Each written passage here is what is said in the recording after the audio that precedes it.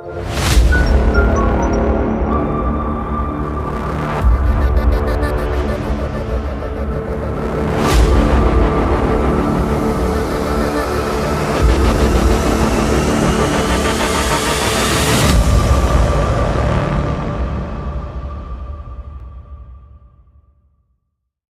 to BMO Radio with your host, Eric Spencer, president of the Blackman's Option.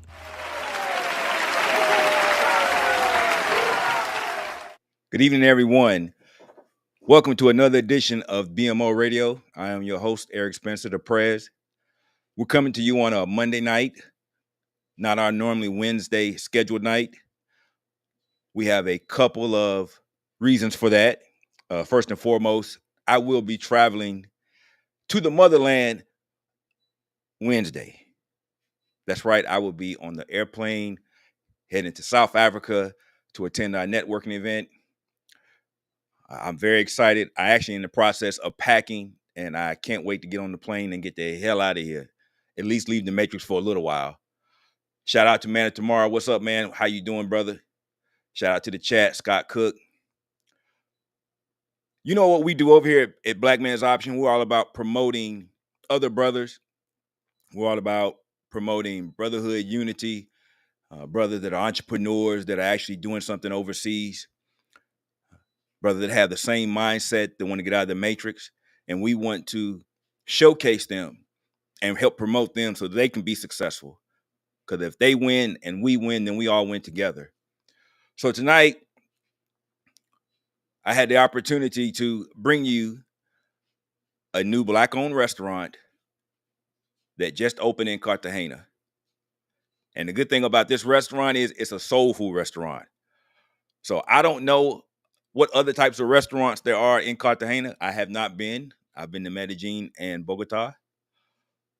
But my man said this is the first soul food restaurant, and it's so good, it'll make you want to slap your mama. So,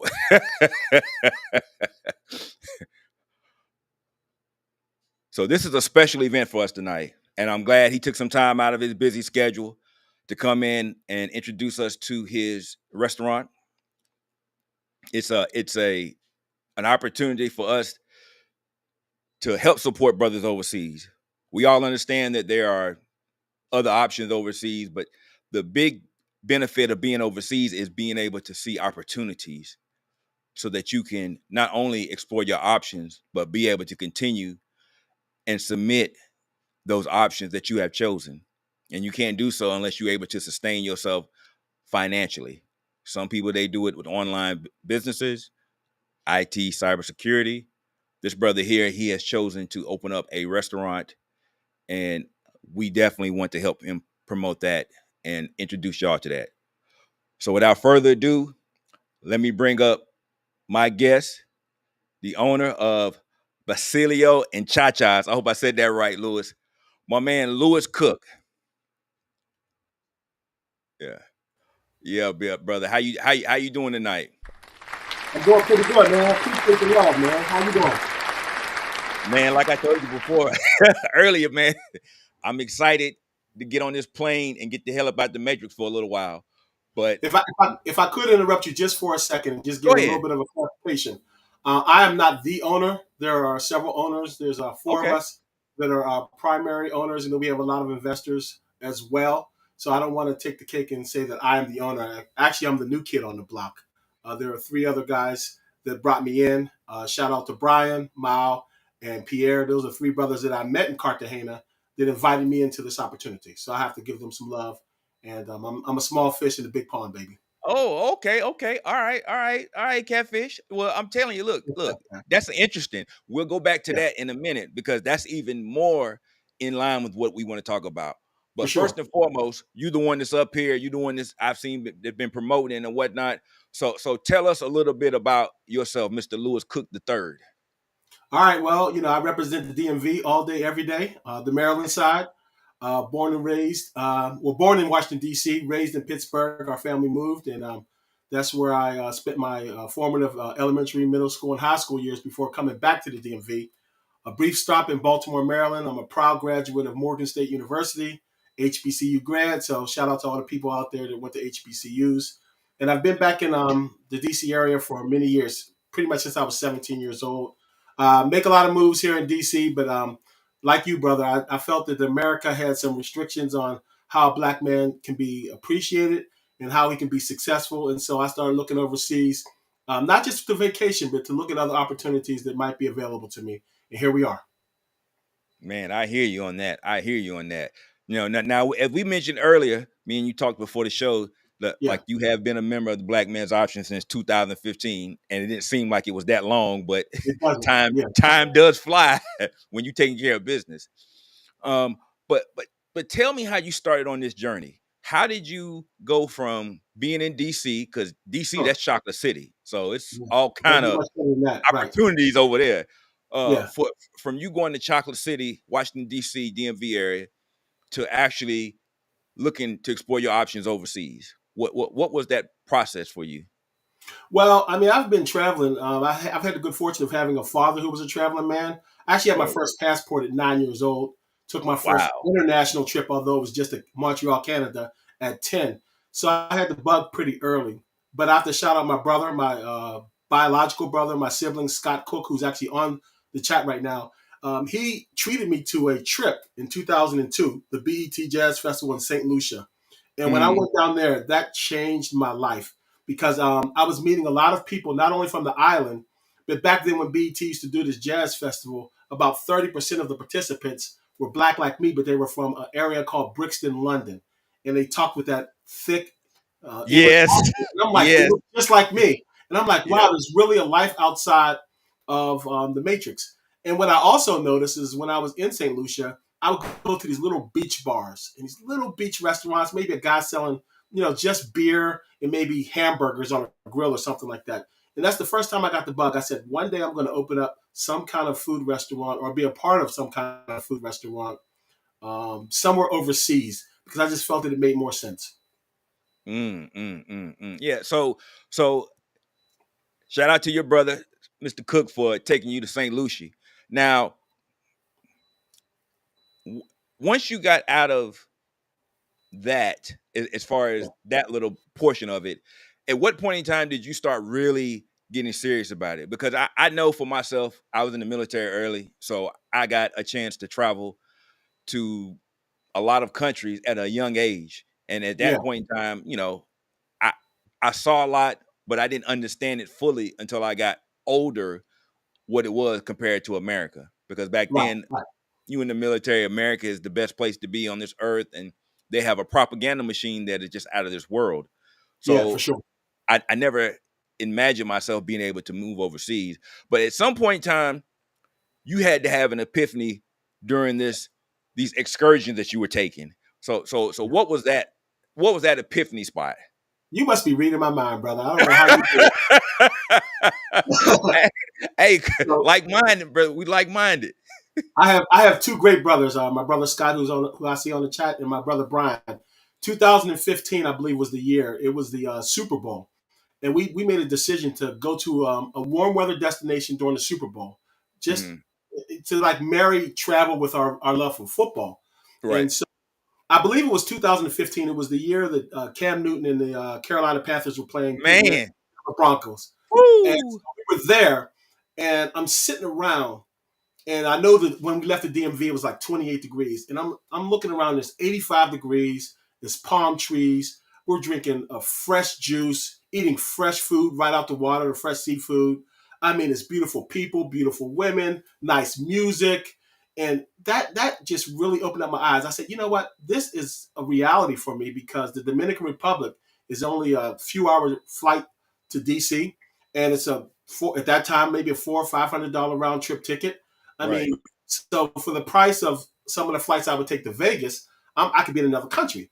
And so it started to make sense when I was down there in the warm weather, going to fine restaurants. I mean, really top-notch restaurants. And looking at the bill, when I translated the bill's like $15 or $13 for like a high-class meal. And I couldn't believe the price of the food, how good the food was, how great the weather was, how nice the people were, and how accommodating it was. And at that point, it became a no-brainer, brother, for real. I said, you know what? I got to do whatever I've got to do to find a place overseas where I can have a rest haven from America and have a place where I can come and relax, make some money, meet new friends, and just really enjoy life. Man, dude, that you said it right there. And I think that should be the motto for anybody that's really serious about doing this, going Yeah. overseas. You got to have a motivation. You know, they always say you want your why, but your why can't be women. And No. I think that gets lost in translation. You have to have more. You have to be looking for more. Women are a byproduct of success, but you have to be successful wherever you're trying to get to. Right.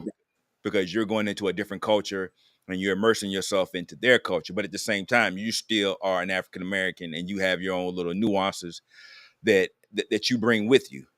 So yeah, and if I can say a little bit about women, because a lot of guys, I think, unfortunately, travel for the sake of women, and I think they're doing it backwards. I mean, because I think a smart man and a well-traveled man understands that when you get to a point where women become the least of your worries, that's when you have more women coming at you that you can handle. right. So once you understand what your purpose is, I mean, you really shouldn't be motivated by getting women to be attracted to you. You should really be motivated by being the best version of yourself, by being the most successful that you can be.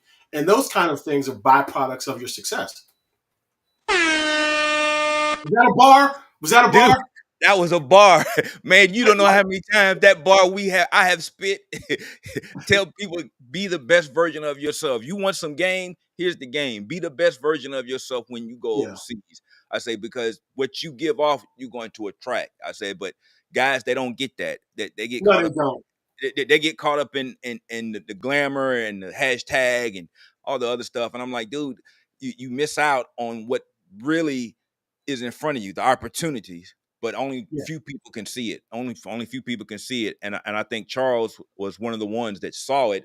He just didn't know how to translate it into what we're starting to see now. More brothers are opening businesses overseas. They're being a part of the community, and they're bringing their culture and introducing it to the locals, which is a great thing because, like I told you earlier, Black women have been traveling for decades. Yeah. But Black men outside of the military haven't been traveling like that. No, not at You all. you have a one off, two off, three off, but even still, fun fact, I don't know if you know this, but in the Soy Cowboy Street is in Thailand was opened up by a Black dude from Texas. Oh, I didn't know that. No. Yes. Famously, Soy Cowboy, and that's the type of influence that we have when we go into these countries because we are such an influential people as Right. African Americans. For sure. Absolutely. No doubt Yeah, about it. and when you travel, like you said, you see that. You see how people gravitate towards you. But like I told you, they're used to seeing African American women, but they're not used to seeing African American men. And we're actually new to this. Yeah, We we are. are. Yeah, we're actually new to this. So, all right. So we got you there. You in the DMV, Yes, sir. Super Bowl and whatnot.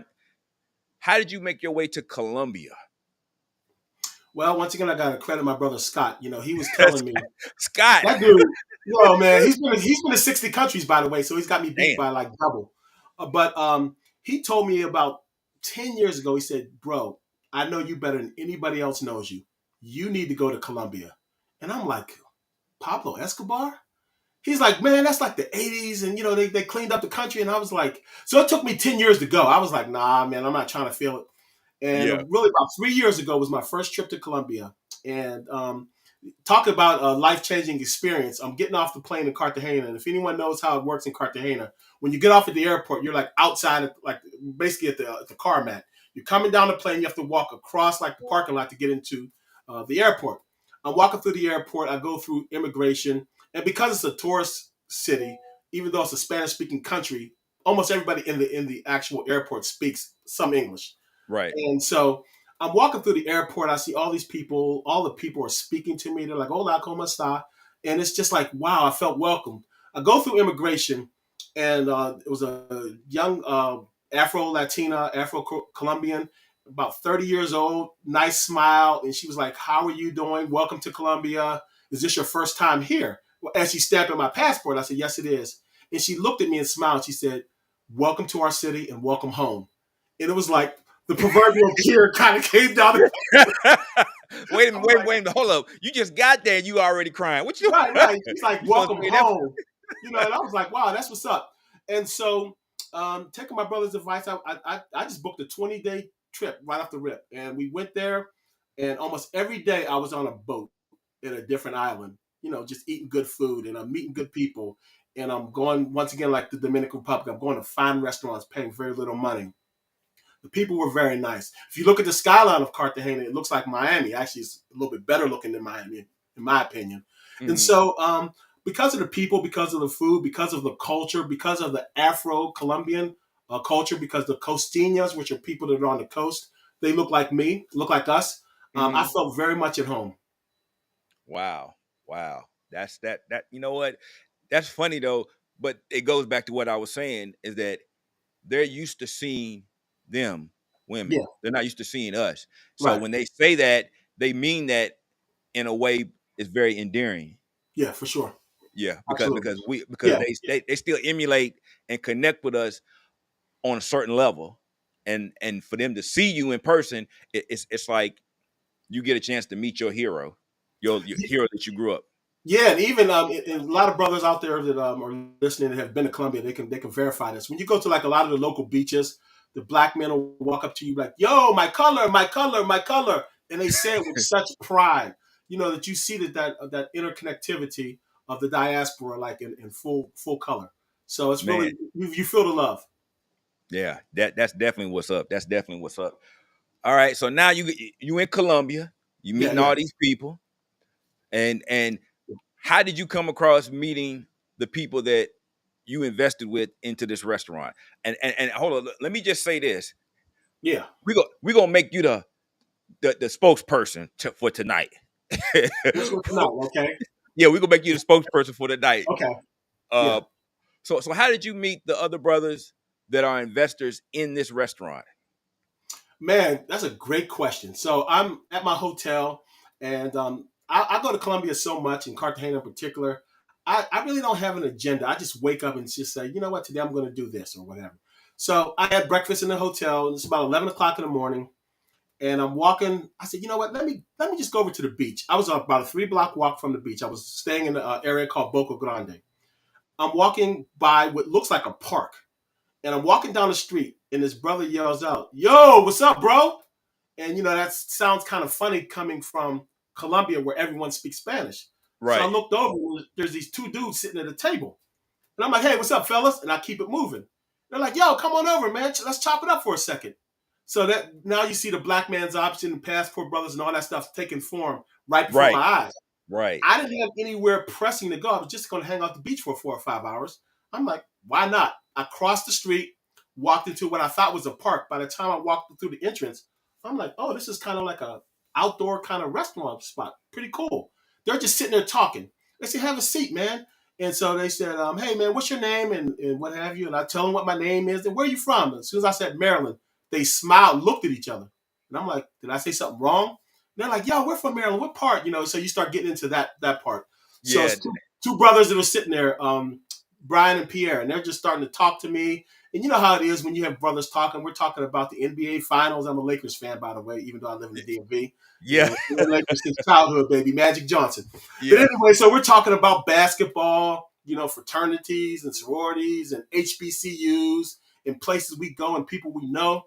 And then there's a fourth gentleman who's part of this team. His name is Mao, who's a Frenchman, and he's also a Colombian, which is really cool because he brings a different aspect to our business. They introduced me to him, and we were sitting down. We're just chopping it up, and they asked me to order some food. Now, I'm sitting there like, bro, I just ate breakfast like 2 hours ago, but they were really like, no, you need to order. You need to try this. You need to try that. And I'm like, all right, man, I'll just try because you guys asked it. And so they gave me a plate of food, and I started eating. And they said, oh, by the way, we own this restaurant. And I was like, what? You guys own this place? It's a beautiful restaurant, right? And I'm like, wow, I own this. So I'm like celebrating them, and I'm like really happy for them. What I didn't know, Eric, is the fact that they were vetting me, and they were like really kind of almost interviewing me to see what kind of, personality your mindset. Right. Right. And they said, look, man, we're looking for some positive people. We're trying to pay for this restaurant outright. And we're almost there, man. We just need maybe 1 or 2 more investors. Would you be interested in investing? And I'm like, wow, my prayers have been answered. I'm like, this is what I've been looking for my whole life. And it was just a off chance of meeting two brothers in a restaurant. We sat down, chopped it up. I said, why don't you guys send me the financials, give me the documents, let me see what your PDF looks like, your financials, your projections, and let me see if this makes sense to me. They sent all that information. I looked over it with a fine tooth comb and said, you know what? I want to invest in this. And so then I got my money together and we just kept in contact. And I sent them my check and wired the money. And here I am. Wow. So you just happen to be walking down the street and you happen Yeah, to meet two brothers from your area exactly. that happened to be doing the same thing that you were interested in doing. For sure. Absolutely. Yeah, Absolutely. that's the law of attraction at work there, gentlemen. If you don't believe it, you just heard the testimony of it. Law of attraction, Yeah. like-minded people attract. And, So and the crazy thing is if I wasn't going to the beach that day, this would have never happened. So sometimes it's about being at the right place at the right time, with the and right mind. with the right mind. Exactly. And Yes. be open to Yes. it. Yes. And you know what? That's normally how it happens. A lot of things happen when you're just out and about. But if you're looking for opportunities, then opportunities will find you. But Yeah. if you look for something other than opportunities, then you miss out. And I think that's one of the biggest messages that we want to get across, especially here tonight, is that you just happen to love the place, but you also wanted to have an opportunity to invest there, and a place Right. that you love, you enjoyed, you felt very comfortable being there. And you just happened to run across these brothers, like-minded African American brothers that seemed like they were chill and they were into the things that you were into. Yes, absolutely. Absolutely. Now, after you went through the motion and everything, went through the financials and whatnot, how did you go about, like was the restaurant still the name that it is now, or did you have like a rebranding? How did that work? Well, they kind of took hold of the restaurant a couple months before I came on. Okay. It was almost like a soft opening kind of a thing, but they had not paid the restaurant off. So they had already had that name. They had brought that name from another venture that they were working on. Okay. And so the name has very significant meaning. And so when I came aboard, it was pretty much a marriage made in heaven. I should also mention that I operated a catering company in the DMV called Shades of Soul Entertainment from 2011 to about 2015. So I cook. That's what I do. So that was another thing that really made this an attractive offer for me. Okay, so you already been cooking. Oh man, my last name is Cook, bro. Come on, man. You can't make this up. Well, you know what? On, hold on, now. I'm not going. Hey, look. I don't know now. Now I have been to the DMV and them crab cakes be banging up there on the pier. Now I ain't gonna lie. Oh man, yeah. Yeah. I'm here right now, man. I'm about to get on my plane in 2 days, head on down to Cartagena, and I'm going to be making some crab cakes and showing the staff because, of course, they're Colombian and they don't really know exactly how to make a crab cake, let alone what a crab cake is. And man, you can't be from Maryland and not know how to make a crab cake. So I'm going to be going down there, and we're going to be adding that to the menu very, very shortly. Now, let's talk about that because the concept is a soul food crab house in Cartagena. Yes. And you're introducing African American cuisine to the locals. We are, but if I could just give a little bit more context. Go ahead. While we are doing that, and we are like our heart and soul is a soul food crab house. That's what we are. We do have other food options. We're not dumb. We're not stupid. We are in Colombia, so we do have typical Colombian food that we offer also. Probably about, I'm guessing, maybe about 30% of the menu is going to be typical Colombian food. We're also going to be expanding to some Greek food. We're going to be doing some very unique, like kebabs and things of that nature. A little different than the kebabs we're used to. I don't want to let the cat out the bag, but we're going to have some kebabs with a twist and gyros and things like that.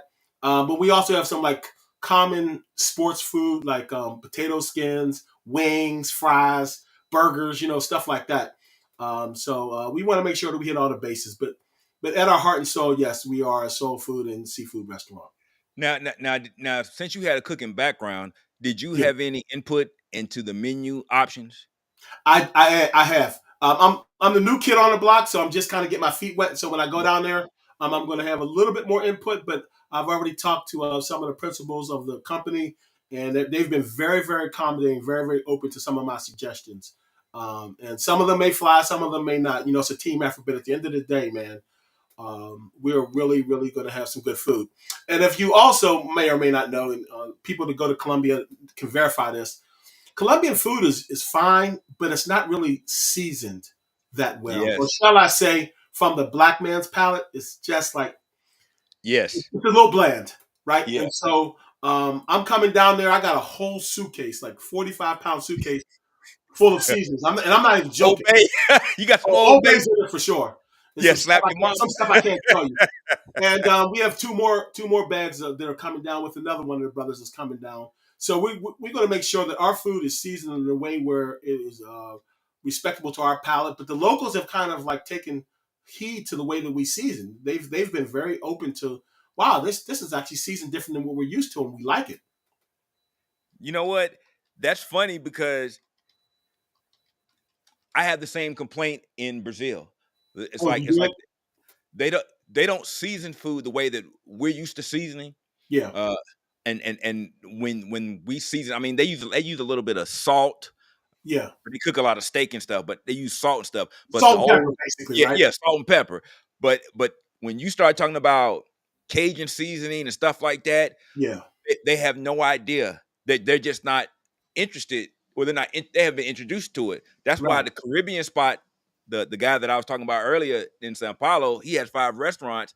They gravitate to it because it's something different for their palate. Yeah. Because normally they don't eat that, and people don't take the chance on trying to experiment with that because they figure, oh, I got to make my money. I don't want to go off the beaten path. We're going to give you what you like, rice, beans, this and that, fries and whatnot. And we're just going to give you that because that's what everybody eats and that's what everybody likes. Right.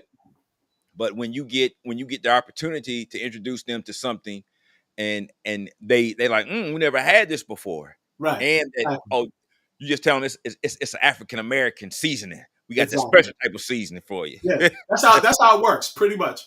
Yeah. So, but a lot of those countries, and you would think it'd be the other way around because they eat a lot of spicy food. Yes, peppers. But mainly. They eat a lot of peppers, but there's no real flavor to it. It's like it's either hot or it's not. Yeah, what I say is it's hot just for the sake of being hot. Yeah.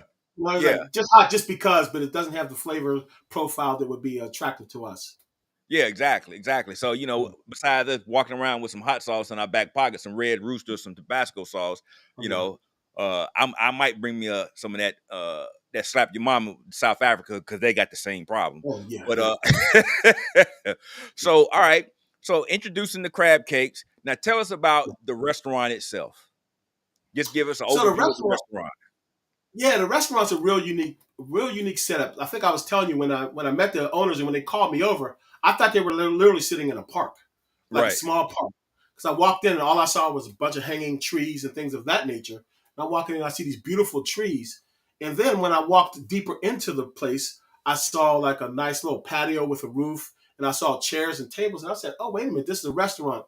So I kind of build it as like a Caribbean style jungle restaurant. So it looks like a restaurant inside of a jungle. And so it's an outdoor space. I tell you what, let me see. I think you sent me a video. So we'll see if we can share this video real quick. Let me see if I can get that up here. Yeah. Okay. Yeah. Let me see if I can pull that up here because I think you sent me this video and I want to share it with everybody. Okay. Let's see here. We'll go to the dynamic. And then we're gonna add this to the scene.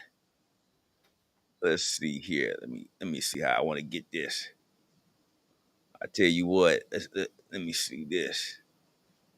We're just gonna make this the whole screen. How about that? Well, that works for me. Yeah, I'm just gonna make this the whole screen, and I'm gonna let it play. Okay. All right.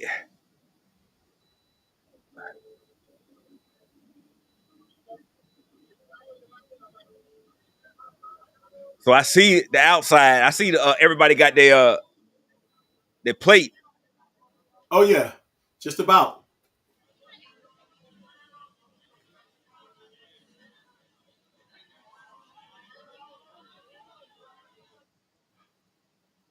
So that's the outdoor patio. Hold on, let me see. There's another one that you There's another one that you had. Let me see. Yeah. There's another one that you had. I think you sent me. I think this is more of a night view. Let's see if we can't add this back. Okay. Let's see here. That way people get an idea of what you're talking about. Okay. And while you're loading that, if you noticed in that first video, pretty much everybody that was eating in the restaurant was a Colombian. So we do have a very large Colombian following. So we make sure that we address that as well. But more and more as we get the word out to our people, and this broadcast is doing a great job of doing that, we're going to expect to have a lot more people that look like us in the building. Yeah, because that's what it's about. We want to support when we're overseas, and you know what? I think a lot of us don't do a good enough job of supporting that and promoting that, because if we don't know about it, we can't show up. Because I can tell you that when we travel to other destinations, trust me, the Chinese are eating at Chinese-owned restaurants. Exactly. People are going to show up. The Indians are eating at their restaurants. They're supported by their people. Yeah. So we need to start doing the same thing, especially spots that cater to our palate. Sure. Yeah, we're just doing a walk through the courtyard. There's some people that were doing some construction in the restaurant. That's the bar area right there. And we just wanted to make sure that we went over some of the fine details because we're getting ready for our Halloween party, which is coming up on Halloween night from 8 to 11 p.m. We're going to have a Halloween party. DJ Scratch is going to be there playing a lot of different music, and we got a lot of people coming out. Hold on. DJ Scratch from where? No, it's not that DJ Scratch. Okay. I was going to say, hold on. Wait a minute. No, we ain't that big time. I was like, not yet. I was like, okay. I say, y'all doing the big thing. Okay. Right. Hey, man, Joe, that looks nice. And I'm happy to see brothers doing it. And like I said, I don't think that is broadcast enough. The sentiment getting lost in the sauce with all this other hype and stuff, that stuff is going to be there. But showcasing brothers that are actually coming together, especially now that I've heard the entirety of your story, where you just met some brothers and y'all were able to come together and just off a whim, and you were able to invest, and those brothers were able to buy that restaurant together, and you come together, and you being able to give your input to help it make it successful. Yeah. I mean, that's, you know what I'm saying? That's just a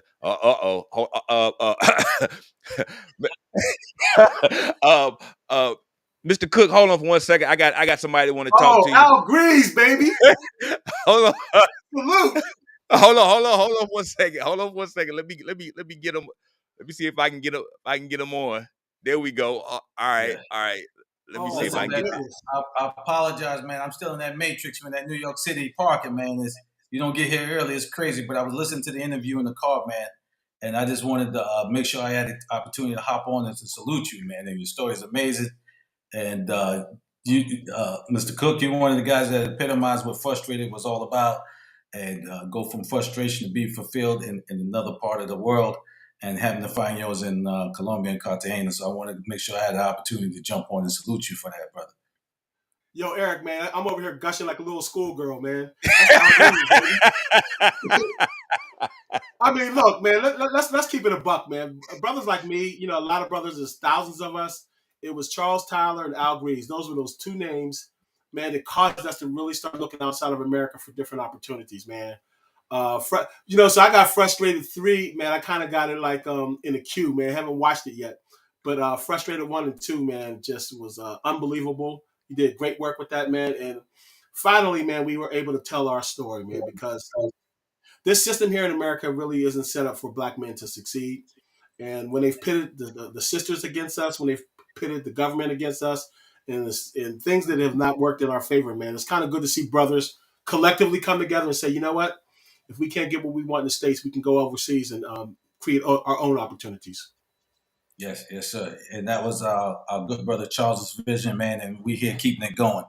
And it's good to see brothers like you that made it out, man, and sharing your story to help other brothers let them know it could be done. Yes, sir. For sure. Let them know it could be done, and sharing the knowledge and stuff, man, and helping brothers one at a time, man. I'm into freeing brothers one at a time, man. So I had to make sure I had to make sure I had that. And listen, I've been around the prez and everybody, man. I'm just coach, man. I'm just a regular guy, man. I'm blushing with the fact that I see, man, brother got out, man, got his restaurant doing well for himself, man, and took the time out to come on and share a story with us, man. So I greatly appreciate you for that. Man, it means the world for me for you to even step in and just consider spending a little bit of time with me, man, and just dropping a few jewels, man. It means a lot. It really does, brother. Yeah, you're doing a terrific job, man. I was at the car, man, almost crashed twice. Let me focus, man. Let me focus. New York City traffic can be a little crazy, man. But yeah, man, go continue, man. I just wanted to make sure I jump on, man. I'm sitting here. I'm like the little schoolgirl.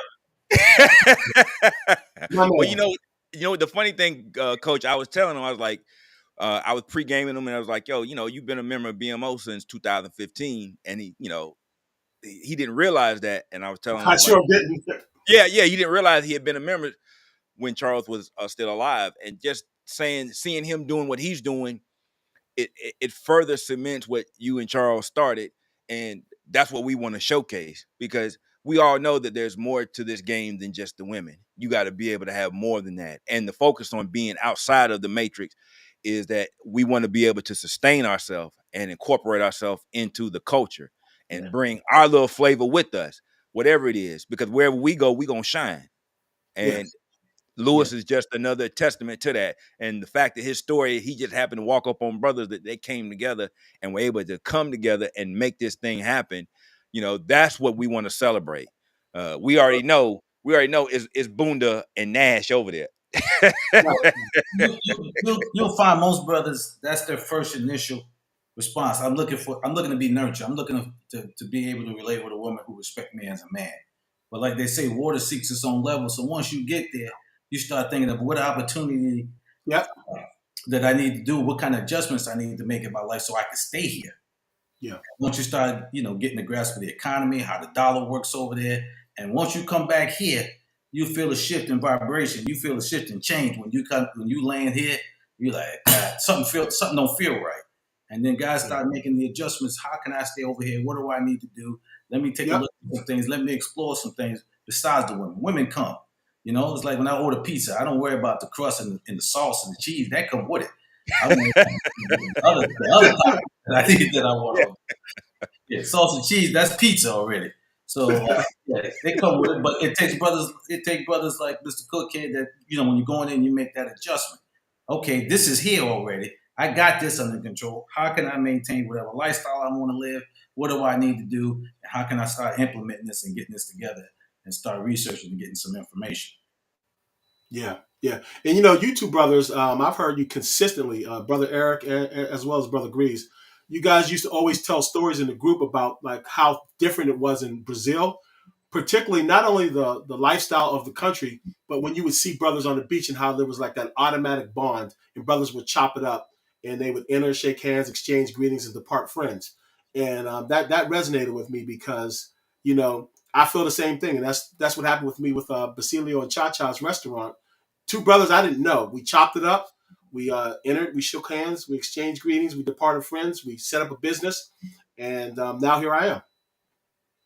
Man, it's kind of awkward how that happens, right? Because in the States, it's hard for us to come together in the States. But once we see each other out of this kind of climate, out of this condition, we're somewhere else abroad, how easy we can come together, how easy we can chop it up and talk about great business opportunities and stuff, man. So I find that more often when you travel and you meet brothers. I run into them in airports and all that stuff. They want to chop it up. Exactly. How easy it is to do that then versus here, they stop mean mugging you. And when you go you get out of this climate, you get out of this matrix, and it's a whole different energy, whole different vibration. Yeah. It also makes me feel good as like an elder statesman when I see these young guys out here, 25, 28, 30 years old, and they're traveling, and they come up to me on the beach or somewhere in Colombia, and they ask me questions, and I pour into them dudes like they were my sons or like they were my nephews. I'm like, look, bro, this is what you need to do. You need to look at some opportunities, try to build up your network.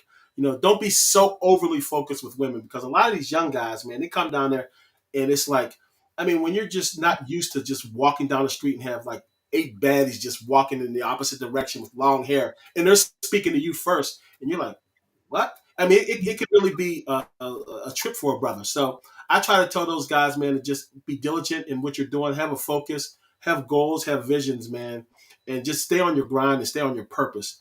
And all that stuff is going to fall into place, man. It's automatic. It will fall into place. And I try to pour into these young men, man. I'm happy to see brothers traveling. I really am. Yeah, and I'm with you on that too. And like you said, a lot of them, they get bad information and they need a mentor, which is something we always stress. You need to get with somebody that knows the ropes, that is going to give you the formula for success, because sometimes they just mislead you. And like you said, which we had talked about numerous times here, that there is a beauty deficit here in the States. And when you go someplace else, there is a sensory overload. And especially when you see them in abundance, you it's like a kid in a candy store with a damn black card. You lose your damn mind. So, so I get that. And some guys you can give the information to. Some dudes are receptive. Other dudes are like, oh, you don't know what you're talking about. Oh man, you just hating because I got all this, because you still got that matrix mindset and don't understand the totality of what you're trying to enter into. Go ahead, Coach. No, I agree with you 100%, but it's not so much of a beauty deficit that I see as a feminine energy deficit here. Most of our women are masculine. So when them young cats go across the board and run up on chicks that are feminine, and that feminine energy hit them, that's something they're not accustomed to, that's what throws them off. That's what throws them off. So that's when yourself come in and kind of keep them grounded. Okay. Yeah. I joke with some of my friends, some sisters here in the States, man. I just play around with them, and I tell them, I said, I've never been called a dusty overseas. Like, what you mean by that? I've never been called ashy, dusty, sassy, none of that stuff, man. Just treat it as a man, bro. I'm not asking for a whole lot. And that's what they're not used to, especially the young cats. Listen, I applaud them young boys getting out and they're getting the message, but that's the first thing that hit them. Is the beauty, the feminine energy, and that's when brothers like ourselves come in and give them some guidance. And you got to get grounded, and that's going to be there. That's going to be there. Don't worry. If I could share an encouraging story, brothers, about the economics of this whole thing. You brothers have both been to South Beach, right? Yes. In Miami? No. I have. So South Beach is like the hottest, probably maybe the hottest area in the entire country. Now, Eric, if you were to guess, if you were 1 block from the beach and there was a restaurant available 1 block from the beach at South Beach, how much do you think it would cost? Look, I can tell you, a meal is like $60 by yourself, right?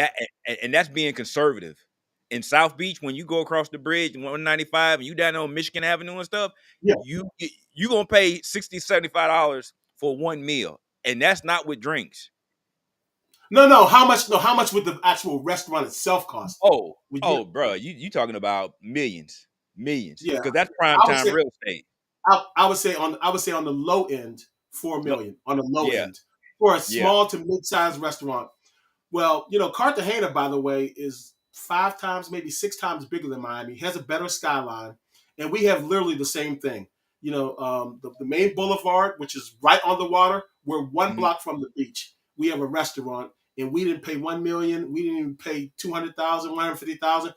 You see what I'm saying? So I could get something literally right around that early 6-figure mark and get it for cash and own it outright for the price of probably a bathroom on South Beach. So when you look at those kind of things, there's no way in the world I could afford what we have in Colombia.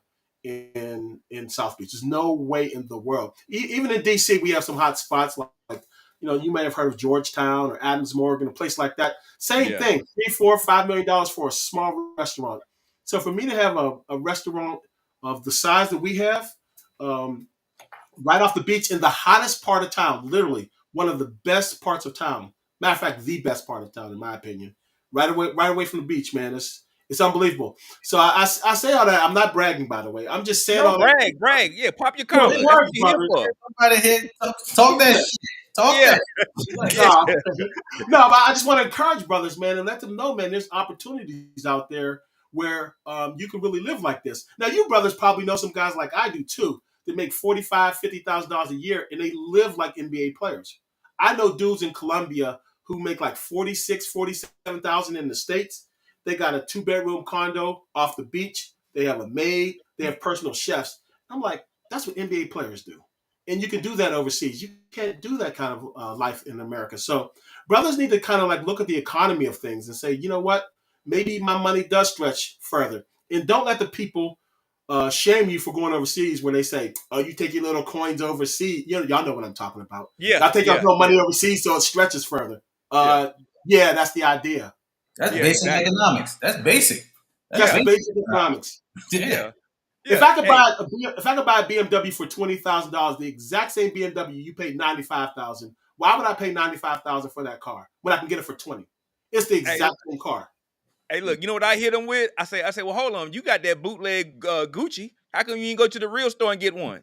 Oh, because you went and got the bootleg. So then. So that's the same thing. You got it cheaper to make you feel better. I say, but in our instance, we're going overseas because our dollar stretches more. Yeah. Nothing wrong with that. So there's an anti-black man's traveling movement, as you guys know, where they try to shame us for doing what we're doing. We're leaving America. We've basically drawn a line in the sand. And as our attorney, Dennis Sperling, says, the social contract has been broken. And so black men have understood, like, you know what? If we can't get what we feel is fair and equitable in this country, we'll just make moves overseas. We're not going to fight. We're not going to argue with you. We're done talking. We're going to make a move overseas. And now what's coming is the shaming language behind this. Oh, y'all dusties, y'all broke. Y'all ain't really got no businesses overseas. I've been told that for the longest time. You ain't gonna do no business overseas. I said, okay. People that I've known for 20 years have told me that. Louis, I'm gonna let Coach handle this because we have this conversation. We've been having this conversation for the last 2-3 years, and Coach will tell you, look, we don't care about what they think. We already know what it is. Don't pay them no mind. Leave their ass behind. Because I tell them this. I think they think locally. I think globally. Yep. Exactly. You got other Fortune 500 companies that think globally. Why can't I? Why can't we do the same thing? Right. You want to think local? That's all yours. That's all yours. I think internationally. I can afford to get on a plane, go where I want to go for as long as I want to go. And a lot of times, a lot of people can't do that. I know a lot of people that content creators who talk that shit, but really ain't been nowhere. Really can't do it. So your opinion doesn't matter to me. If you want to discuss what country is this and that, I'll value your opinion. But if you ain't been nowhere and you're going to tell me about me, trying to shame me, good luck with that shit. Good luck. And I'm not saying just women either. I know plenty of men who've tried to shame me and try to shame brothers like us. It's just as many men as women that are out here talking about, I don't know why y'all going overseas. Y'all can do this right here. Because I can. That's why. That's all. Look, because I can. Well, I tell them I go because you ain't there. And the crazy part is these are guys that have never been to these countries. They haven't even been to these countries. I'm like, how do you know it's? Yeah. Well, you can have my share. If you're so worried about me leaving and about what I don't know what's the ratio here, but you can have my share too. Take mine here. I don't want it. Mm-hmm. You can have it. Yeah. You can have my cut. I don't want it. I'm going where I'm celebrated. I'm going there. I'm going there where there's a lot more opportunities, where I'm celebrated and where I'm happy. And if you happy here, you happy with what's offered to you, take it. I'm happy for you. Yeah. But I don't, you know what? I'm a little bit older too. I don't know when that came in the game when men start shaming other men for what they do. Isn't that crazy? I grew up being granddaddy. I'd never seen that before. No, for what they do. No. That is a byproduct. I honestly think, in my opinion, that's a byproduct of all these men being raised by single mothers or raised by women. Instead of going with their daddy, they went with their mama. So they carry on in the same manner, and they have the same talking points. I'm like, but you haven't been any place, nor can you tell me as a man what's best for me. If I want to say, hey, I think it's better for me to go here or there, why don't you come and check it out? That's my opinion. If you don't like it, that's your opinion. But at this point in the game, shaming us no longer works. It's like you listening to the same record over and over again. It doesn't have the same effect because you know all the words to that song. Yeah. Yeah, so I say what I say, brothers, just to, I'm not just talking my stuff, Brother Greaves, but I want to really encourage brothers, because I'm sure there's a brother on this podcast who's like, man, I don't make a whole lot of money. Man, all I do is cut hair or whatever. I'm like, man, you can open up a barbershop overseas. You can open up a T-shirt line overseas, man. Whatever your dreams are, in America, it would be exponentially easier once you get to the city and the countries, and once you learn the culture, speak a little bit of the language, you'll find out how easy it is for you to get in business. Yeah, and that's the part that doesn't get discussed enough, which is why we emphasize that here. We want to highlight what brothers like yourself and my man Learn Crypto TV and other brothers, karaoke and down in Copacabana, brothers that are actually doing this. They're actually out here making it happen and not worrying about what other people are thinking or saying, the naysayers, and they're going out here and they're making it happen. And that's why I definitely wanted to talk to you before I get on this plane. Yeah, other opportunities, man. That's what it's all about, man. So anyway, come to naysayers, they're not involved in movement or anything else, so they really don't matter. But I will say this, as I posted in the Facebook group, Brother Spencer Brother Spencer moderates. To my pleasant surprise, to a certain extent, man, I was shown a lot of love, man, over the last 24 hours. A lot of people were like, "Yo, congratulations, man, good luck." Men and women, by the way, were not women. I'm sorry, men were saying. I was in another group where women were also showing me some love. That was an expat group. I'm sorry, I was mixing up the two.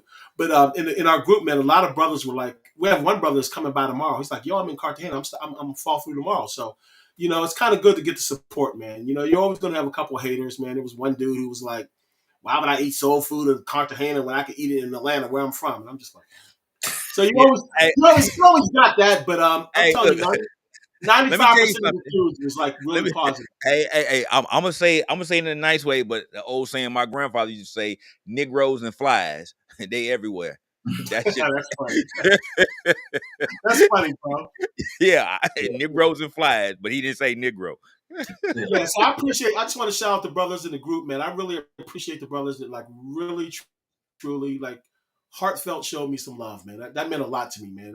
If I can borrow the old FUBU tag, man, this is for us, by us, man. And that's really the way we carry it, man. We really want to build something so that we can have some stakes in the ground in Colombia, and so we can kind of build a legacy for the brothers and sisters that come behind us. Now, my man, Big Sexy, Demetrius Tucker, we call him Big Sexy. He asked the question. Hold on, let me put it up here. See if I can. Let's see. He asked the question: do you need a visa to open a business, or do you have to buy cash, or will they let you lease in Colombia if you're an American? Okay, so basically, you do not need a visa to open up a business. It's a good idea to have a Colombian on your staff that does have a visa. It makes things a little bit easier. But typically in Colombia, if you want to buy something, whether it's an apartment, a house, or a business, they almost never do financing. The only people that actually do financing are Americans and Canadians that actually own property, and they have like the wherewithal and the funding and behind them where they can kind of like say, I can float this for you for, usually short-term loans, like 2 or 3 years, almost like a rent to own kind of a thing. But 98% of the time you have to actually buy it outright. I don't know if it's like that in Brazil, Brother Greaves, but I know it's like that in Colombia where they pretty much don't do financing except in very, very rare cases. Yeah, it's similar to that in Brazil too. Yeah. You got to buy it outright. Yeah. We've had brothers that have bought apartments in Copacabana and other spots throughout Rio and stuff, and they had to come in with the all cash offer and stuff and whatnot. Now there are ways to do that, but you have to be there. You have to be either a resident, and then once you're in a residency, then you can be in a position to start getting credit locally. But that's a process that most guys aren't going to take. The easiest way for them is just to buy outright cash and then go about it. And the same thing applies is having somebody local to help you walk you through the process to speed it up. Because thinking you're going to come in as an American by yourself and just open up stuff in somebody else's country without somebody else there from the country is kind of a bad deal, a bad situation. And that's another thing that doesn't get talked to. By you networking, you making connections with locals, you're going to need those locals' help, because even though you're an American, you may have the financial wherewithal, you don't have the information, and you're not aware of what goes on in the country on how business is done there, because everybody's not the same. Exactly. Eric, I don't know if you play ball. I know that Al Gray's talked about how he played football growing up. But I played in school suspension. Oh, there you go. Well, anybody who played sports, right, for any extended period of time. I actually played football, basketball, and baseball. I was that dude, to be honest. But I played all three sports, and I tell you, I've always had a coach say, when you play a game, you got to feel the game and let the game come to you. I know some of you've heard that term, let the game come to you. I tell brothers to travel that all the time because brothers are, we were talking about the women earlier, where they just go to a country and they just want to go women, women, women. I'm like, bro, just slow down, get your feet wet, learn the culture, go on some excursions, meet some people, network, try to sift out the good people from the bad people, the people that can help you, build the network. They will introduce you to other people. And guess what? Maybe 2 years, 3 years down the line, you got a couple businesses running because you did it. Bars. Man, I'm telling you, dude. That's the second time I heard that. Dude. Hey, Coach, it's like we've been putting it out in the universe, and he just so happened to come into our live, and here he is talking about the same things that we talk about, that we emphasize this. We have an administration team, and we have meeting, once every 3 or 4 months, and we talk about this, the direction that we want to go and the type of brothers that we want to attract to us. Blackman's option ain't for everybody, but we're looking just for a few good men, and those men is all we really need to make the network actual. Because it's easy for us to be able to do when we move out and about overseas, as long as you don't bring that matrix mindset with you. But to your point where the brother said, why would I eat soul food in Colombia when I can eat in Atlanta? Because you ain't in Atlanta, you in Colombia. And you still might want some fried chicken, some collard greens, and some macaroni and cheese or something. And when I was going to clap back at him, I said, well, that we also have Colombian food since you got such a smart mouth. But I just let it ride. No, we have Colombian food and some other foods as well. Yeah, so. That's negative energy. Just let that ride. Yeah, just let that ride. Haters gonna hate. He probably ain't been nowhere. He probably just looky-loo. Yeah, he looking to see what you doing. Right. Yeah, compliment on what you doing. While you making moves, he's stagnant. So if he knew better, he'd do better. Yeah. Just leave him right there, man. Yeah, and that's it. So so now we got boots on the ground in Colombia. So next time we looking for some soul food, we know where to post up at. Yeah, speaking of sports, man, we're having a Super Bowl party at the restaurant. So if you brothers want to come to Colombia, man, and chop it up with the brothers, man, have some soul food, some seafood, 1 block from the beach, watch the Super Bowl on the 70-inch screen. We got you. See, that's what I'm talking about. That's what I'm talking about. Yeah, that's exactly what I'm talking about. Now what I'm going to do is I'm going to post your Instagram and Facebook link to the restaurant. Do you have a Facebook link for the restaurant, right? Or you don't have one yet? We have a Facebook link and an Instagram link. I can't remember exactly the address because, like I said, I just came on board. And send it to me.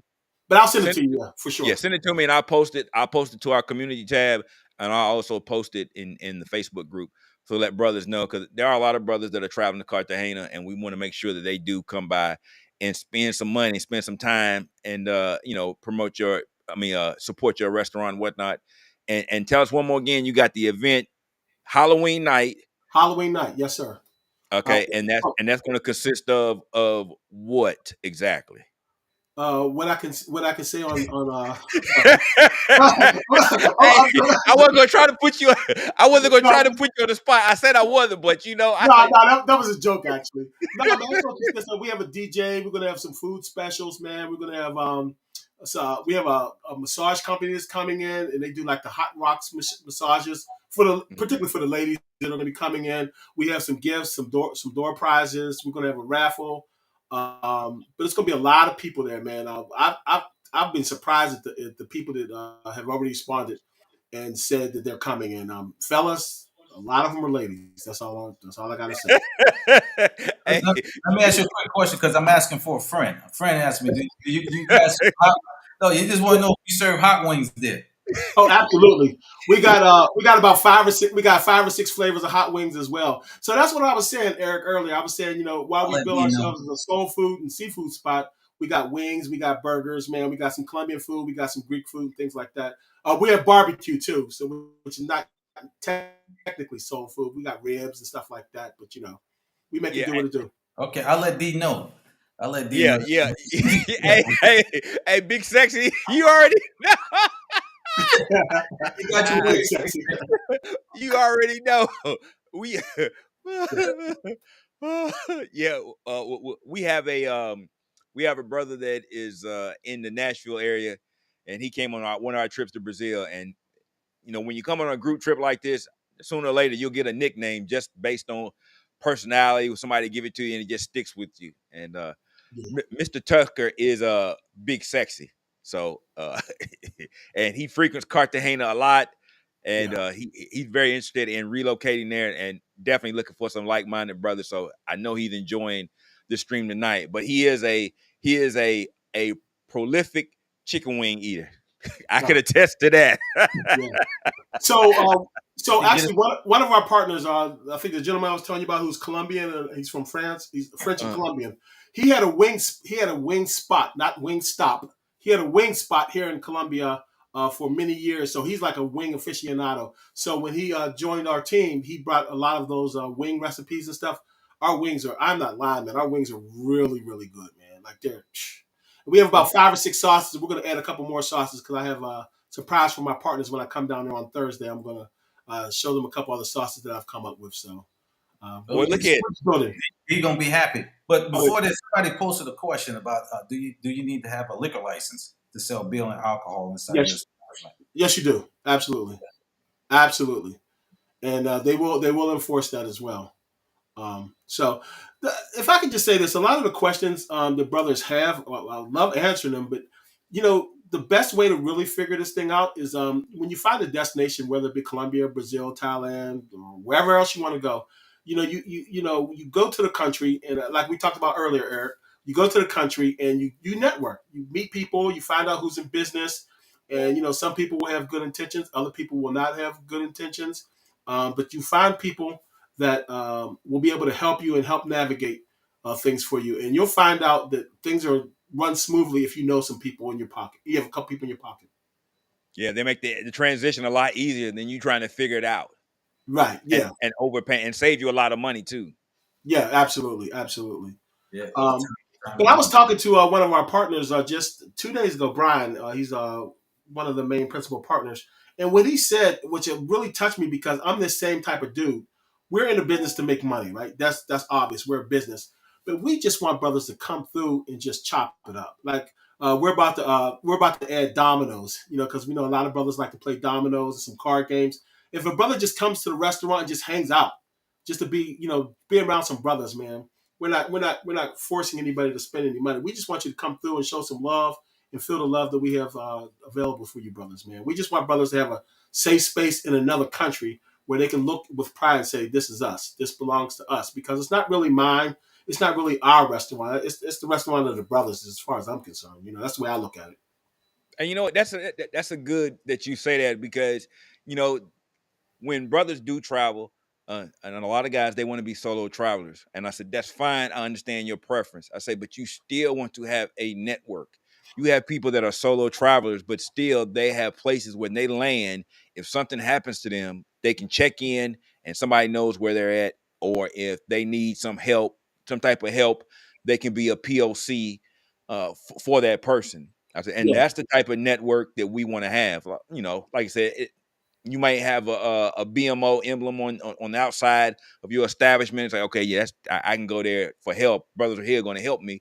I see the Black Man's Option emblem on the outside, just a little small option, like Blade and the Daywalkers. You got the little cliff on the side, but we just gonna have the globe and the airplane, so we know that's a safe space. But we need that. We need that. Yeah, can I say something else? Because it's something in all the restaurant talk I've failed to mention is that we're actually a one-shop stop. So outside of the restaurant stuff, and this goes back to some of the questions brothers have, we have like services, like we have legal services. So we have attorneys on staff. If someone needs an attorney to get visas and get paperwork done, we have good attorneys on file. And we can help brothers navigate that. We have doctors that are on-call doctors in case someone gets sick. We have people that are available if you want to get an accountant or someone to look over your books as you're trying to navigate through the finances of starting a business in Colombia. So those are services that we provide outside of the restaurant and you can just talk to one of us, and we can plug you in. So basically, we're the plug.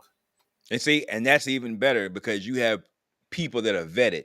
You don't have to just pick and hope you get somebody that's not going to try to screw you over. You already got people that are vetted. They want to maintain their relationship and reputation because they can see the potential to earn more business as you have this transaction. Okay, well, they're going to refer you to somebody else, and then so on and so forth. And it could be another stream of income for them. That's great, man. That's great, Louis. That's great, man. Coach. Listen, man, I got to jump on this call real quick, man. But I want to salute the brother, man. Applaud him for his restaurant, man, and taking the plunge and getting out the matrix, man. And I wish you continued success. And I will be posting up soon, man. Since you told me, probably D will come with me because you got them wings and shit. So D will come with me. yeah. B would do that. Yeah, D will post up with me, man. So, but listen, I look forward to coming out there, man, and partaking in your restaurant, man, and chopping up with you real soon. All right. Well, thanks a lot, Brother Grizz. And you owe me an autograph when I see you, bud. Whatever you did, I got you. Say less. I catch up with you still. Right. When you do Frustrated Fool, I want a 5-minute intro in there. we moving on to something else, man. That's why I got to take this call. We're moving on to something else. My man. And, I appreciate your love, man. Yeah, likewise, brother. Success to you, man. Appreciate you. I'll chop it up with you real soon. All right, Coach. Be easy, man. Yeah. That's my man. That's my guy. Hey, look. Hey, I didn't even know he was coming on because I know he had another call to take on tonight. So, but and I tell Coach too, I said, man, people want to talk to you. I said, he don't believe that, but I tell him, I said, brothers want to talk to you, man. And this is a perfect way for people to be able to talk to Grease and he still be relevant, but he got he got stuff he working on in the background. So I'm the upfront guy and he's the behind the scenes guy. So, but yeah. Hold on, well, your brother asking a question. Where will the massages take place? I don't think you want to know that answer. No. So once again, our restaurant is an outdoor space. It looks like a small park with a restaurant in the middle of it. So we have an area of the restaurant where we got some tables, some hot stones, and all that stuff. Man, we got it covered. Okay, all right. Well, there you go, Scott. And Scott, man, let me just say this: I have 19 more countries to catch up to you. I've only been to 41.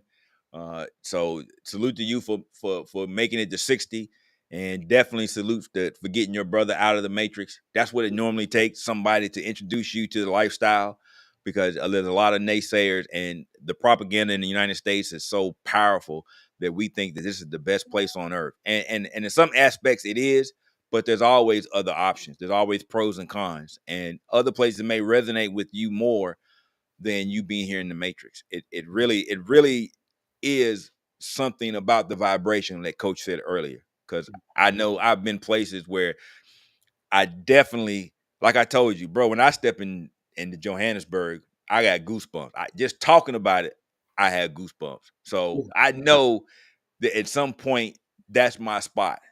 Yeah. Because it's just that connection for me. Yeah, and we've been expanding our services. I know we've only actually had the restaurant for like literally a couple of months, and I just joined this past week. But what we're doing is we're expanding our services. So we actually have a sister company that we've partnered with. So when brothers come to town and they want like specific type of Airbnbs, we have those on file. We have houses, apartments, condos. If you wanted to get a private plane or boat, we got you.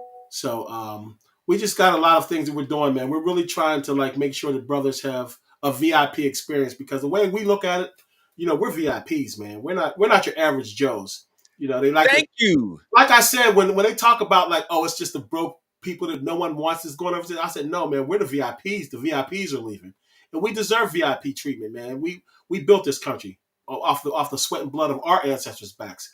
So we need to be kings for once, man. If we can't get the king treatment in the United States, we need to go someplace else and get it, and go somewhere else and get it. And no one should be able to fault you for that.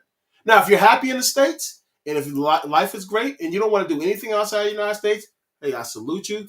God bless. But for brothers like myself and a lot of brothers in this movement, man, we see that there's better opportunities overseas, and we're going after it, and we're succeeding. Because I'm telling you, brother, I cannot afford a restaurant cash 1 block from South Beach off the water. I can't afford it. Yeah, you can't afford that off the pier. Yeah, right.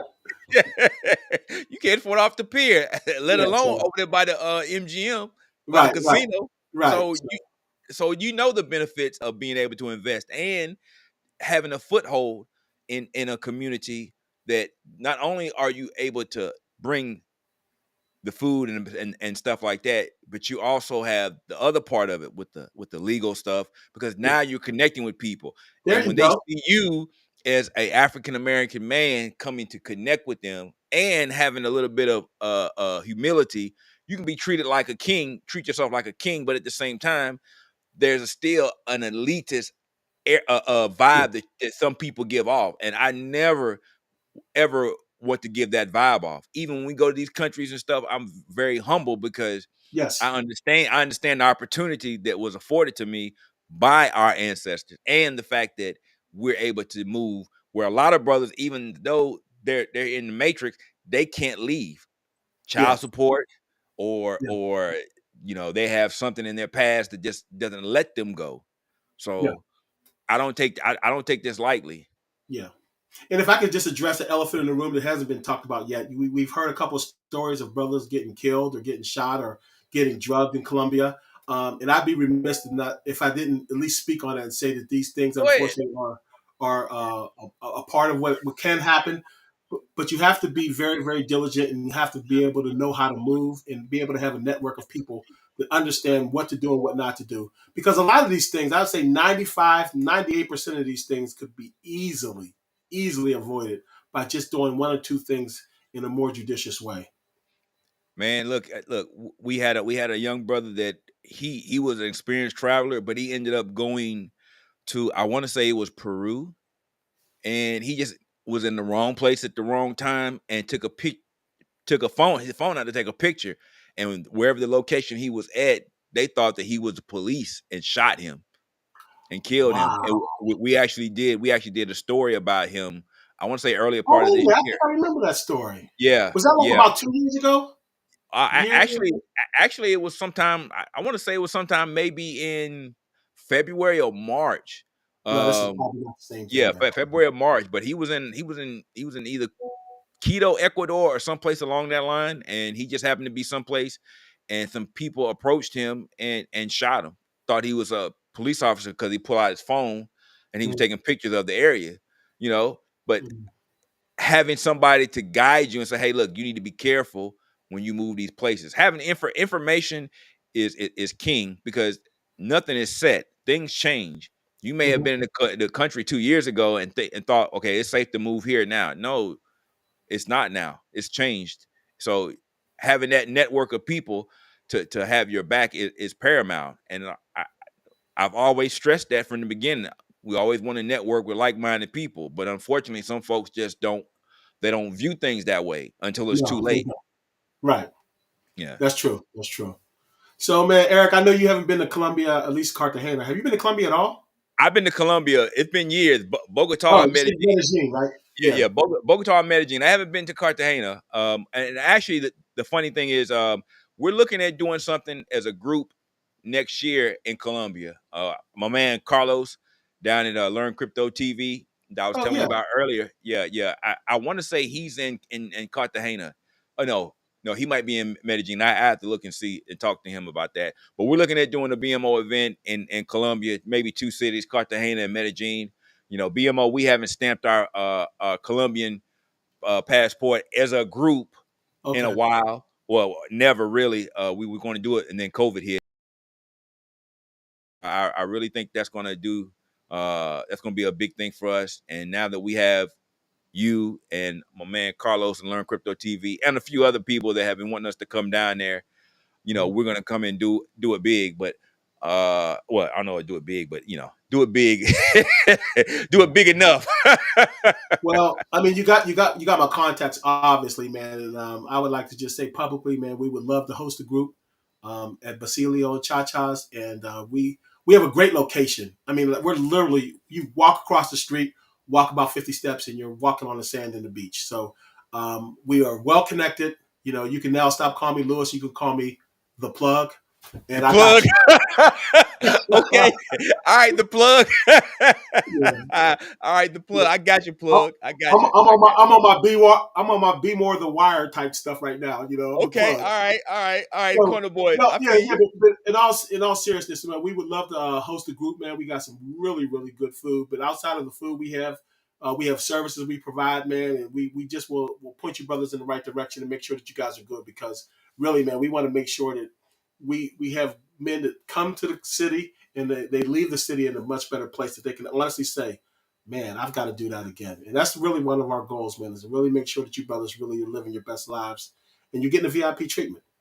Man, brother. Hey, look, everything that you have said, are saying, resonates with so much to what we're about as a group. And it's crazy that we were able to put this interview together so quick, because I didn't think I was going to have enough time to do it, and Yeah. then it just fell in. And I'm so glad that we had a chance to talk tonight, because it's always good to connect with like-minded brothers. Even though you are a member of the group, sometimes we just don't have time to connect because there's so Right. many of us. Like, it's Yeah. 18,000 of us, but at the same Yep. time, you don't have that much activity. So when brothers post, we do keep an eye up for people that say, okay, that guy, he wants to promote his business. We want to talk to him, because that gets more people in front of him in his business. And that's Yeah. what happened. I mean, yeah, we got a few people tonight, but it's more like people watching, viewing, and just knowing. It's like, okay, that brother, I saw him on BMO Radio talking about his restaurant, and they also got the plug on some other stuff. So you can Yeah. be a source while you in Cartagena, and a trusted source, because you part of the Black Man's Option. Facts. Yeah. Well, all right, Mr. Cook. Anything else you want to say before I let you go? The only thing I want to say, first of all, I just want to once again thank my three business partners, man, Pierre, Brian, Mao, for just affording me, the new guy, an opportunity to have this kind of partnership with brothers of like mind who are really trying to do something. And I'm fulfilling a lifelong dream. So I just want you brothers to just have a good night, and I just thank you for the time that you've afforded me. And I think that you will really be pleased with the food products that we have and the services we provide at Basilio and Cha-Cha's. Yeah, man. Hey, look. I'm gonna say this. I'm gonna try to get down there in 2024. I'm not gonna make no promises, but I damn sure gonna come and get that. Especially if Big Sexy come. I know, because he like to eat about 50 chicken wings, so I'm gonna have to get me about another 20 of my damn self. So, but for real, Lewis, hey man, I appreciate you coming on tonight, man. I appreciate your time, your energy. Shout out to you and your brother in the chat, man, and everybody else that's been on the chat, man. Hey, look, anytime you want to promote, anytime you want to talk, and not just about the restaurant or whatnot, because you Yeah. seem like you're very educated on this whole process that we talked about tonight. So I'd love to have you come back on and talk about a different subject that Oh, I'd love to. we're Anytime. probably going to be talking about here sometime at the end of November after we come back from South Africa. So, Okay. but hey, and always, brother, keep in touch, Yes, and sir. keep an eye on us in the Facebook group. Oh And man, I'm always there, man, for sure. and don't I'm forget to quiet send me sometimes, but I'm there. and don't forget to send me the link to the Instagram and the Facebook for the restaurant, so I can put it in the community tab. All right, man, I'll do that, man, and I'm also going to send you some wings. All right, man, Lewis. Hey, you take care, brother. You have a good night, man, and safe trip. I appreciate you, brother. Blessed. All right, man. Yeah. All right, there we go.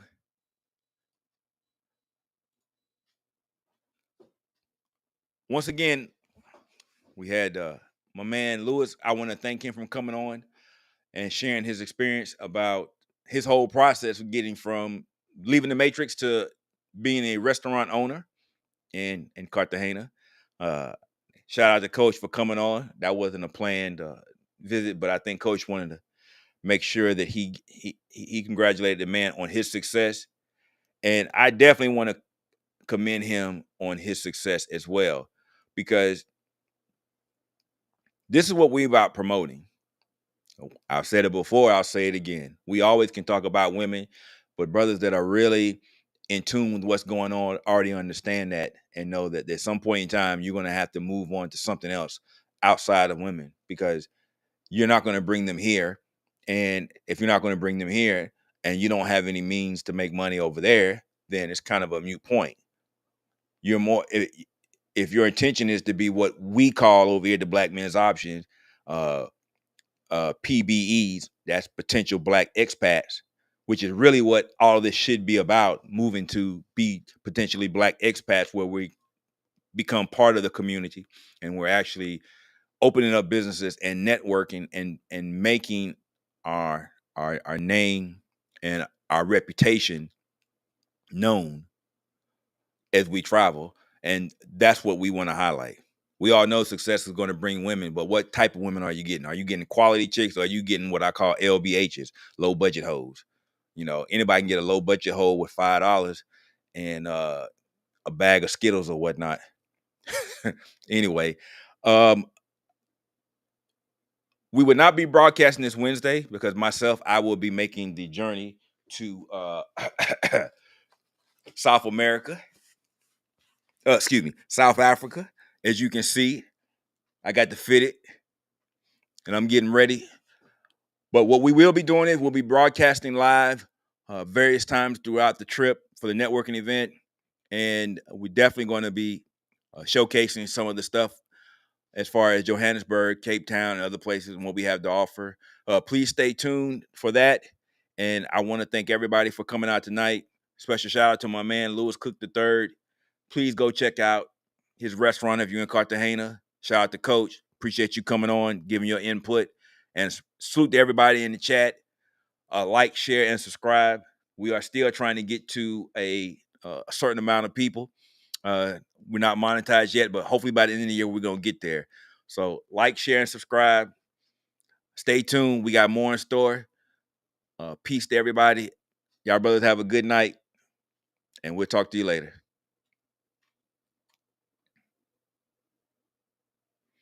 Oh, excuse me. And last but not least, my producer going to kill me. Fly me out, Jamel.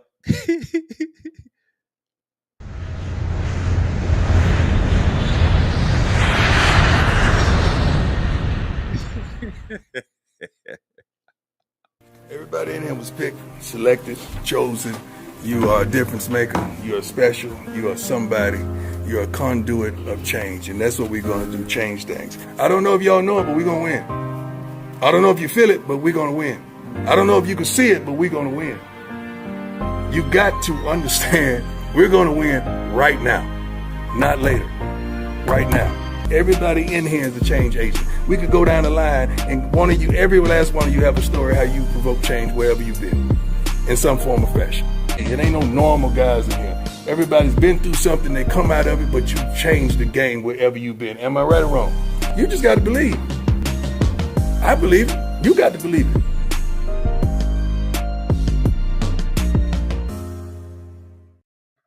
This is Charles Tyler over at the Black Man's Option. Remember, I showed you the door. Only you can walk through it. Let's see what the world is all about. Charles Tyler signing off for the Black Man's Option. Check y'all later.